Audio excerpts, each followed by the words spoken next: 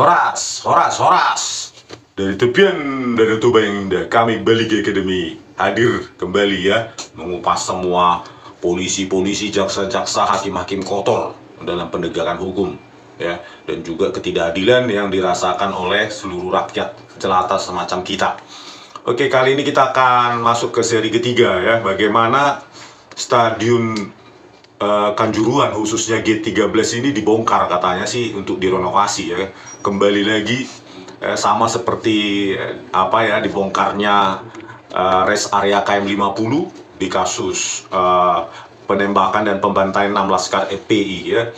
Rest area KM 50 sengaja dibongkar, dibersihkan ya, bahkan masyarakat sekitar yang merekam pun HP-nya juga dihapus, CCTV di warung juga dihapus ya, bahkan darah itu harusnya diamankan ya, darah yang bercecer itu akibat korban tersebut itu malah dibersihkan gitu ya. Jadi ini juga terjadi di kasus Kanjuruhan ya, stadion Kanjuruhan itu G13 itu sengaja dibersihkan supaya tidak ada lagi monumen atau tempat TKP kunci yang bisa nanti dipakai lagi ketika tragedi kemanusiaan Kanjuruhan Malang ini dibuka kembali ya oleh Komnas HAM atau pengadilan HAM atau pengadilan internasional, karena menyebabkan ya gas air mata yang ditembakkan oleh polisi tersebut ya, 11 polisi katanya, itu menyebabkan 135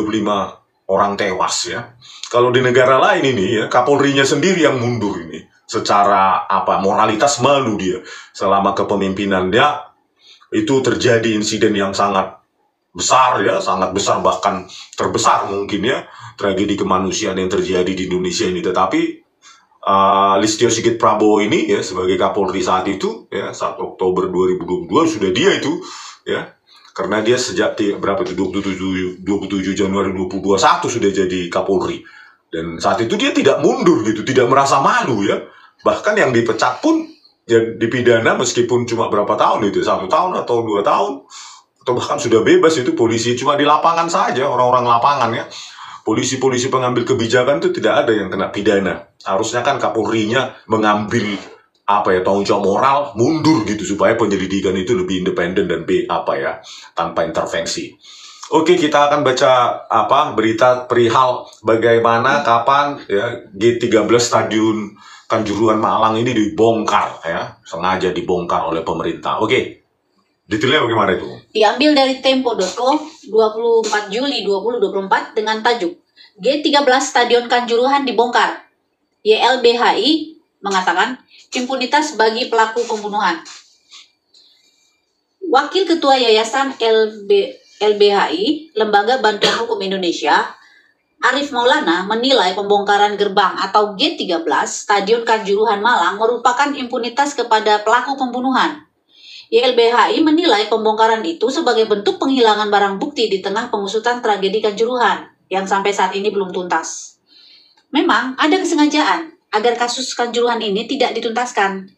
Ini sama saja memberikan impunitas kepada para pelaku pembunuhan dalam kasus tragedi Kanjuruhan, ujar Arif dalam konferensi pers Selasa kemarin 23 Juli 2024. Benar, setuju sekali ya, padahal ini masih diperjuangkan oleh para keluarga korban, sehingga ini kesannya ya memberikan kekebalan hukum lah, impunitas itu ya kepada para pelaku pembunuhan. Bayangkan 135 ya, kalau di luar negeri mungkin bukan hanya Kapolrinya ya yang mundur, presidennya pun mundur itu sebenarnya ya kalau di luar negeri, karena tanggung jawab moral dan tingkat rasa malu di negara-negara maju ini sangat tinggi ya, beda dengan negara kita. Oke, lanjut.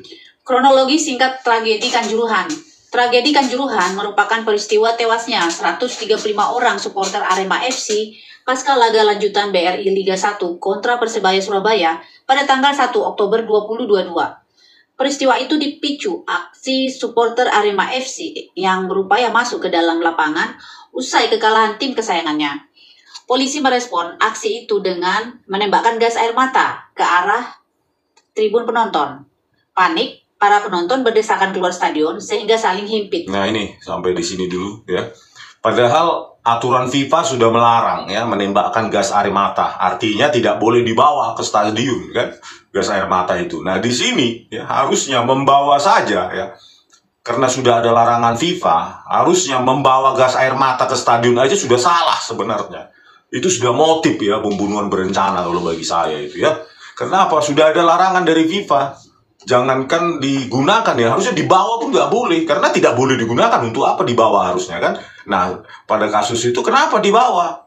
Siapa yang mengizinkan membawa? Siapa yang memerintah membawa? Itu kan harusnya diteliti ya dari jejak digital, dari rantai pimpinan, rantai komando dari kepolisian itu kan harusnya bisa dijejak gitu, tapi tidak dilakukan. Oke, lanjut. Polda Jawa Timur pun menetapkan 6 orang tersangka. Mereka adalah Kepala Satuan Samapta Polres Malang, AKP Bambang Sidik Ahmadi, Komandan Kompi Danki Brimob Polda Jawa Timur, AKP Hasdarmawan, dan Kepala Bagian Operasional Kabak Ops Polres Malang, Kompol Wahyu Setyo Pranoto. Direktur Umum PT Liga Indonesia Baru LIP Ahmad Hadian Lukita, Ketua Panitia Pelaksana Pertandingan Abdul Haris, dan Security Officer Suko Sutrisno. Dari jumlah itu, hanya 5 orang tersangka yang diseret ke pengadilan. Ahmad Hadian Lukita bahkan dibebaskan dari tahanan setelah masa tahanannya habis. 5 tersangka itu pun hanya mendapatkan vonis ringan. Vonis terberat didapatkan Bambang Sidik Ahmadi berupa hukuman penjara 2 tahun 6 bulan. Itu pun setelah jaksa mengajukan kasasi ke Mahkamah Agung setelah Bambang dan Hasdarmawan divonis bebas pada pengadilan tingkat pertama. Jadi pengadilan tingkat pertama pun bebas ya Bambang Sidik Ahmadi dan Hasdarmawan ini karena dikasasi aja gitu ya.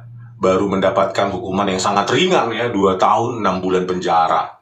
Bahkan Direktur Liga ya, LIP itu, Ahmad Hadian itu pun dibebaskan setelah masa tahanannya habis. Jadi 135 orang terbunuh tewas akibat penembakan gas air mata ya.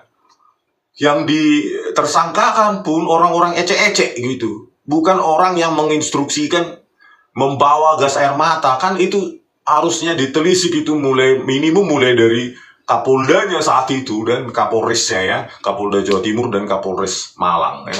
Oke, lanjut. Sempat sepakat gerbang 13 tak akan dirombak. Renovasi Stadion Kanjuruhan sendiri dimulai pemerintah pada Oktober 2023. Awalnya, renovasi ini mendapatkan protes dari para keluarga korban. Mereka meminta agar stadion tersebut tak dirombak karena pengusutan tragedi ini belum selesai. Keinginan keluarga korban untuk tetap menjaga tempat kejadian perkara TKP tragedi Kanjuruhan tersebut sebelumnya sudah disepakati pada tanggal 28 Mei 2024. PT Waskita Karya selaku kontraktor sempat meminta Polres Malang memfasilitasi audiensi rencana renovasi Gerbang 13 Stadion Kanjuruhan. Audiensi yang dihadiri oleh Project Manager Vino Teguh Pramudia itu menyepakati Gerbang 13 tidak akan dibongkar. 28 Mei ya sudah disepakati 2024 ya dihadiri saat itu project manager dari Waskita Karya dan mungkin Polres Malang juga ada kesepakatan 28 Mei 2024 tidak akan dibongkar. Tetapi seperti yang terjadi biasanya ya, rakyat selalu dihianati. Oke, lanjut. Pembongkaran Gerbang 13 Stadion Kanjuruhan ini belakangan baru diketahui keluarga korban pada 21 Juli 2024. Devi Atok, salah satu keluarga korban tragedi Kanjuruhan, pertama kali mengetahui bahwa gerbang tersebut telah dibongkar oleh pihak PT Waskita Karya melalui pesan grup yang dikirimkan oleh salah satu keluarga korban. Setibanya di lokasi, Devi Atok melihat bahwa gerbang itu sudah rata dengan tanah dan hanya tersisa tangga dan besi saja. Pengkhianatan demi pengkhianatan dan pembersihan TKP ya. Kalau di Kanjuruhan Malang, G13 dibongkar padahal sudah ada kesepakatan. Sementara di KM 50 ya, rest area KM 50 yang baru dibangun diresmikan 2019-2020 sudah dibongkar untuk menghancurkan dan meratakan dengan tanah itu TKP kunci ya, sama saja ini. Oke, lanjut. Menurut Arif, penghilangan barang bukti tragedi Kanjuruhan merupakan kejahatan berganda. Arif menyesali perobohan atau penghilangan barang bukti tragedi Kanjuruhan. Mereka, maksudnya pemerintah, sebagai pemegang mandat tanggung jawab penyelesaian kasus pelanggaran HAM, tapi kemudian justru melakukan kejahatan. Saya kira ini tidak bisa diterima dengan alasan apapun. Setuju. Terus? YLBHI, menurut Arif, berharap pemerintah dapat mendorong penyelesaian kasus tersebut. Namun sayangnya perubahan gerbang 13 Stadion Kanjuruhan justru menjadi upaya pemerintah melanggengkan impunitas kepada pelaku pembunuhan. Alih-alih berpihak pada korban, pemerintah justru menjadi pihak yang mempraktikkan kejahatan hak asasi manusia. Karena ini akan semakin menjauhkan sekali lagi hak korban atas kebenaran, hak korban atas keadilan, ujar Arif. Ya, setuju sekali ya, crime by state ya. Kejahatan oleh negara ini baunya sangat ini ya, bukan hanya dari kasus Jessica Kumala Wongso, Vida Cirebon, KM50 dan ini Kanjuruhan ya. Bagaimana TKP kunci justru dirobohkan dengan alasan yang nggak masuk akal. Padahal ini sangat penting ya untuk bagi keluarga korban ini yang 135 ini untuk mendapatkan keadilannya ya. Harusnya kan dimulai tadi itu karena ada larangan FIFA ya, melarang menembakkan menggunakan gas air mata. Harusnya ditelusuri siapa yang menyuruh membawa pertama kali ya. Yang menyuruh mengizinkan membawa gas air mata itu. Karena kalau sudah dibawa berarti ada motif, kata orang hukum mens rea ya, untuk melakukan kejahatan, menembakkan. Dia sudah ready berarti. Apakah dia sudah tahu kerusuhan itu? Diorkestrasi siapa kan? Karena dia bawa gitu loh gas air mata itu, meskipun itu dilarang oleh FIFA. Ya lanjut. Berarti akan ada pertanyaan masyarakat, apakah itu perencanaan, apakah itu kesengajaan? Ya tentu ada indikasi ke arah sana. Kenapa gas air mata itu dibawa? Apakah dia sudah tahu apa itu kerusuhan itu? Jangan-jangan juga yang memprovokasi masuk ke lapangan bukan pihak yang katanya kecewa kekalahan Aremania ya, Arema FC, tetapi ya memang sudah diprovok ya, sudah di-trigger, dipicu, diprovokasi kan gitu. Pertanyaannya kenapa, siapa yang memerintahkan, mengizinkan membawa gas air mata? Padahal itu sudah dilarang oleh FIFA penggunaan gas air mata tersebut. Tapi tidak ada kan, dalam ke-6 tersangka tersebut tidak ada pejabat, baik Kapolres kayak Kapolda kayak Jawa Timur yang ditersangkakan. Karena dia ya, apapun yang terjadi di wilayah hukum Jawa Timur harusnya Kapolda Jatim itu yang mengambil tanggung jawab itu, langsung maupun tidak langsung ya. Oke, lanjut. Pembongkaran pintu 13 di Stadion Kanjuruhan, upaya hilangkan barang bukti. Ini judul dari VOA Indonesia pada 24 Juli 2024. Pembongkaran gerbang atau pintu 13 di Stadion Kanjuruhan Malang ditentang banyak pihak, termasuk oleh keluarga korban dan sejumlah lembaga seperti Kontras dan YLBHI. Mereka menilai pembongkaran pintu 13 sebagai upaya menghilangkan barang bukti kasus tragedi Kanjuruhan yang terjadi 1 Oktober 2022. Keluarga para korban yang tergabung dalam Yayasan Keadilan Tragedi Kanjuruhan menolak rencana renovasi Stadion Kanjuruhan karena itu merupakan tempat kejadian pembunuhan terhadap Aremania dan anak-anak mereka yang saat itu sedang menonton pertandingan sepak bola di sana. Devi Ato, bapak yang kehilangan 2 putrinya pada tragedi Kanjuruhan itu, menyatakan pembongkaran pintu 13 Stadion Kanjuruhan sama saja dengan menghapus jejak keras peristiwa menyedihkan tersebut. Dia menekankan keluarga para korban akan terus memperjuangkan keadilan bagi mereka yang tewas dalam tragedi Kanjuruhan. Hingga saat ini, tambahnya, penyelesaian hukum kasus yang menewaskan 135 jiwa pada 1 Oktober 2022 itu belum tuntas. Jadi motifnya sama ya, metodenya sama. Saya kira di kasus-kasus rekayasa besar di Indonesia ini, seperti KM50 dan Kanjuruhan Malang ini ya, TKP-nya langsung dihancurkan supaya tidak bisa lagi diusut kembali, sangat susah. Ya, TKP-nya itu langsung dirobohkan sehingga ada impunitas ya, kekebalan hukum bagi aktor-aktor ini ya. Saya kira ini sudah didesain ya, direncanakan. Karena apa? Tadi itu kembali lagi, kok bisa ada gas air mata dibawa gitu. Meskipun sudah ada aturan larangan FIFA kan gitu. Pasti ada aktor ini gitu. Ya. Saya menduga ini juga diprovokasi untuk terjadi kerusuhan ini. Karena apa? Kembali lagi, kok bisa kau sediakan gas air mata? Sudah dilarang FIFA, kan gitu. Oke, lanjut. Berdasarkan informasi, dinding sisi kiri dan kanan pintu 13 sudah tidak ada. Tinggal menyisakan tangga dan toilet di bawahnya. Sementara itu, pintu besi yang tadinya berwarna biru juga tidak ada. Renovasi stadion ini dibatasi pagar tinggi, memutar, dan tidak semua orang bisa masuk.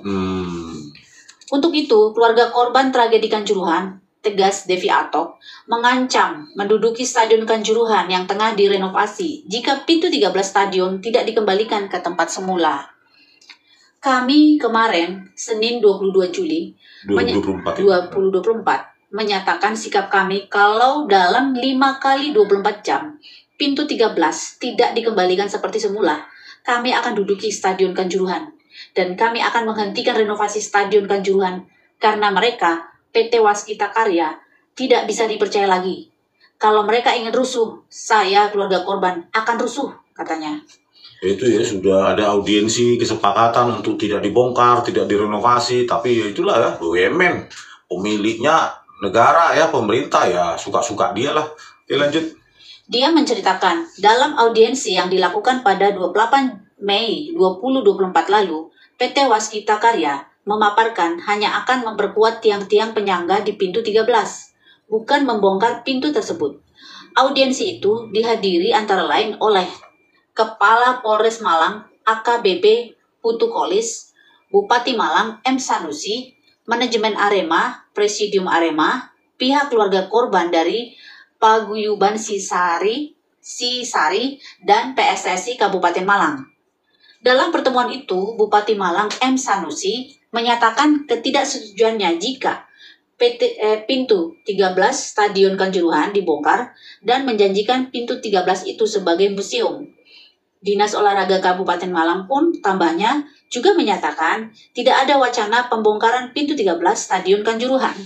Pasalnya, 40% dari korban meninggal dalam tragedi Kanjuruhan ditemukan di pintu 13 stadion itu. 40% dari 135 ya, berarti 50 lebih orang ya ada di 135 iya 50 orang lebih tewasnya di pintu 13 ini ya, G13. Padahal awalnya dalam pertemuan audiensi itu janjinya hanya akan memperkuat tiang-tiang penyangganya saja. Tetapi itulah yang sering terjadi ya.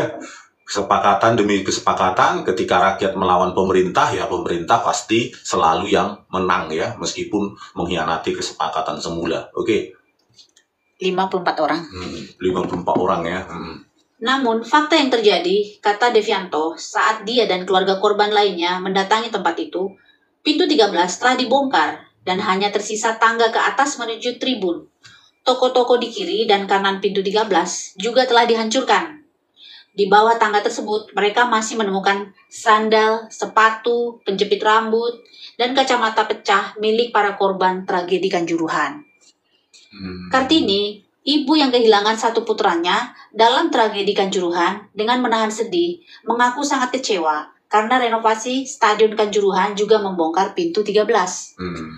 Apalagi waktu ada informasi pintu 13 mau dipertahankan, ada harapan kecil dari kami kemungkinan nanti masih ada penegakan hukum, mempunyai hati nurani yang mau mengusut tuntas tragedi Kanjuruhan, dan alat bukti yang masih ada bisa digunakan, ujarnya menahan tangis. Kartini merasa harapannya makin pupus setelah mendengar pintu 13 stadion tersebut sudah dibongkar. Meski begitu, dia masih bersemangat menuntut agar keadilan bagi para korban tragedi Kanjuruhan ditegakkan. Jadi intinya para keluarga korban ini masih berharap ya, sangat berharap tragedi Kanjuruhan Malang ini dibuka kembali dengan bukti-bukti yang masih ada ya, bukan sidang-sidang dagelan yang telah ada ya, yang hanya mengusut orang-orang yang level menengah ke bawah ya, pengambil kebijakan yang menentukan di bawahnya gas air mata itu juga tidak diusut siapa ya. Jadi sangat berharap, kita juga sangat bersimpati ya kepada keluarga korban 135 orang ini ya, yang tewas, yang hidupnya dipenggal ya, yang masa depannya dipenggal begitu ya, diputuskan hanya karena penggunaan gas air mata ya. penggunaan gas air mata. Siapa yang memerintahkan? Sampai saat ini masih misteri. Oke, sampai situ dulu, nanti kita lanjutkan ya. Oleh karena itu, sampai jumpa lagi di video kami selanjutnya. Horas!